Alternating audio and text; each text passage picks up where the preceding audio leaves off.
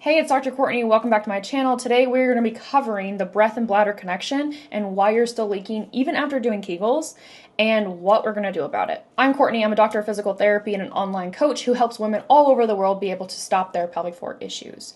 So today we're going to talk about leaking and leaking when you cough, sneeze, or lift. And you've probably been told to squeeze your pelvic floor more and more and more, like kegels. But what if that really isn't the real issue down there and it's your breath and it's pressure management? So in this video, I'm going to show you how breathing affects your bladder, your pelvic floor, and your core all together. So here's what most people don't realize. Your diaphragm and your pelvic floor are teammates. When you inhale, your diaphragm's up top, your pelvic floor is at the bottom. When you inhale, your diaphragm and pelvic floor both drop. And when you exhale, both lift. And if that's disrupted in any way, shape, or form, it can lead to something like leakage or incontinence, whatever word you want to be able to use. So let's discuss how breathing impacts pressure. You want to think of your core like a pressure canister.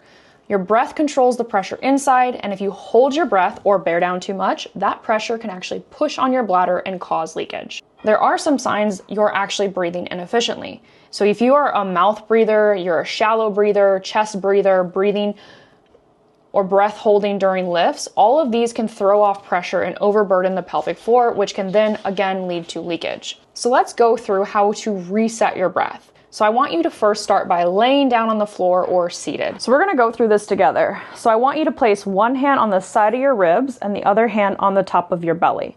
And as you think about inhaling, and as we just discussed, inhaling leads to the diaphragm and the pelvic floor descending.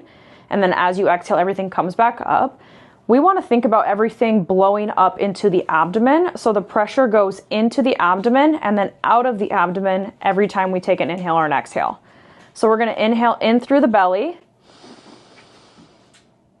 Exhale out of the belly. Gigi, watch out. Inhale. Exhale.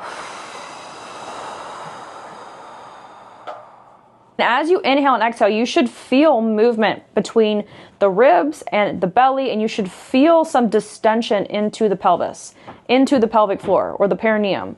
If you're not feeling all of these points of movement, there might be some restriction.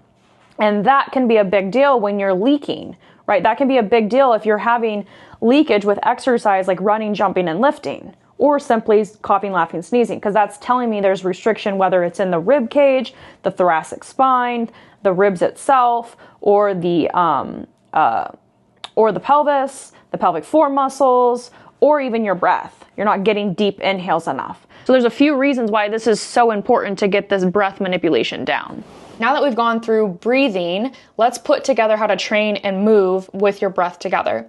So every lift, every squat, every press, everything that you do should be coordinated with your breath. Exhaling with the effort or exhale with exertion. That's usually what I tell my clients. This reinforces the pressure system and supports your bladder so you don't have that downward distension into the bladder causing leakage over and over and over again. I know this is really, really simple at the highest level of simplicity, and sometimes when you're lifting heavier, it's easier said than done, but this is the basis of it all. Once you understand pressure management and the breath and the bladder and the core connection, all of it together, you really can mitigate the risk of developing pelvic floor issues, as well as increasing the risk of those pelvic floor issues getting worse.